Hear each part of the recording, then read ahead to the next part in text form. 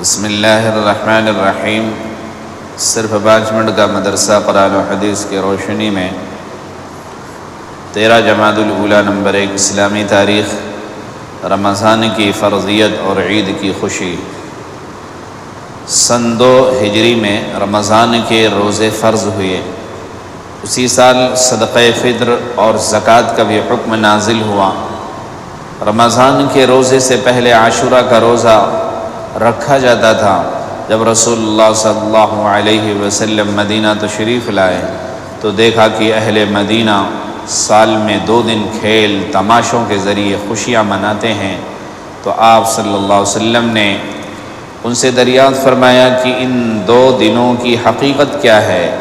تو صحابہ نے کہا کہ ہم زمانے جاہلیت میں ان 2 دنوں میں کھیل تماشا کرتے تھے۔ چنانچہ رسول اللہ صلی اللہ علیہ وسلم نے فرمایا اللہ تعالیٰ نے ان 2 دنوں کو بہتر دنوں سے بدل لیا ہے، وہ عید الاضحیٰ اور عید الفطر ہے۔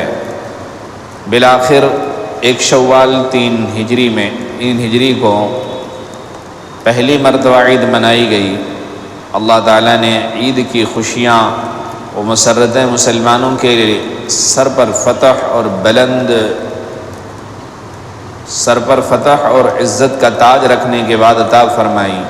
جب مسلمان اپنے گھروں سے نکل کر تکبیر و توحید و تسبیح و تحمید کی آوازیں بلند کرتے ہوئے میدان میں جا کر نماز عید ادا کر رہے تھے تو دل اللہ کی دی ہوئی نعمتوں سے بھرے ہوئے تھے۔ اسی جذبہ شکر میں دوگانہ نماز میں ان کی پیشانیاں اللہ کے سامنے جھکی ہوئی تھیں۔ نمبر 2، اللہ کی قدرت۔ انسان اس کائنات کی سب سے بڑی مشینری ہے۔ اللہ تعالیٰ نے اس کو کس عجیب سانچے میں ڈھالا ہے۔ ایک نطفے سے جمع ہوا خون بنایا، جمے ہوئے خون سے گوشت کا لوتھڑا بنایا، پھر ہڈیاں بنائی، پھر ایک ڈھانچہ تیار کیا، پھر اس میں سارے اعضاء ناک، کان، آنکھ، دل، دماغ، ہاتھ، پیر بہترین ترتیب سے فٹ کیے۔ یہ سارا نظام قدرت ایک چھوٹی سی اندھیری کوٹھری میں چل رہا ہے۔ جس ماں کے پیٹ میں بچہ تیار ہو رہا ہے، اس ماں کو بھی پتہ نہیں، نہ اس کے باپ کو پتہ ہے کہ کیا ہو رہا ہے۔ اس نظام قدرت کو دیکھ کر بے تحاشا زبان پر آ جاتا ہے کہ بابرکت ہے وہ ذات جو بہترین تخلیق کرنے والی ہے، بڑی قدرت والی ہے۔ نمبر 3، فرض کے بارے میں نماز کا درجہ۔ رسول اللہ صلی اللہ علیہ وسلم نے فرمایا جس کا وضو نہیں اس کی نماز نہیں، اور جو نماز نہ پڑھے اس کا کوئی دین نہیں۔ نماز کا درجہ دین میں ایسا ہے جیسے سر کا درجہ بدن میں ہے، یعنی جس طرح سر کے بغیر انسان زندہ نہیں رہ سکتا، اسی طرح نماز کے بغیر دین زندہ نہیں رہ سکتا۔ نمبر 4، سنت کے بارے میں اس میں سرما لگانا۔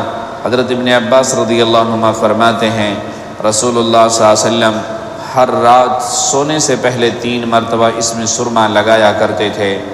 نمبر 5، حمل کی فضیلت۔ کسی کو کھانا کھلانا۔ رسول اللہ صلی اللہ علیہ وسلم نے فرمایا جس نے کسی مومن کو کھانا کھلایا اور اس کو سیراب کر دیا تو اللہ تعالیٰ ایک خاص دروازے سے اس کو جنت میں داخل فرمائے گا، جس میں اس کے جیسا عمل کرنے والا ہی داخل ہوگا۔ نمبر 6، گناہ کے بارے میں مومن کو ناحق قتل کرنے کی سزا۔ رسول اللہ صلی اللہ علیہ وسلم نے فرمایا ہر گناہ کے بارے میں اللہ سے امید ہے کہ وہ معاف کر دے گا، سوائے اس آدمی کے جو اللہ تعالیٰ کے ساتھ کسی کو شریک کرنے کی حالت میں مرا ہو یا اس نے کسی مومن کو جان بوجھ کر قتل کیا ہو۔ نمبر 7، دنیا کے بارے میں دنیا اور مومن بندہ۔ رسول اللہ صلی اللہ علیہ وسلم نے فرمایا دنیا مومن کے لیے قید خانہ اور خشک سالی ہے۔ جب وہ دنیا سے جاتا ہے تو قید خانے اور خشک سالی سے نکل جاتا ہے۔ نمبر 8، آخرت کے بارے میں جہنم کی حالت۔ رسول اللہ صلی اللہ علیہ وسلم نے فرمایا قیامت کے دن جہنم کو 70,000 لگاموں کے ساتھ لایا جائے گا، اور ہر لگام کے ساتھ 70,000 فرشتے ہوں گے جو اس کو کھینچ رہے ہوں گے۔ نمبر 9، طب نبوی سے علاج۔ معتدل غذا کا استعمال۔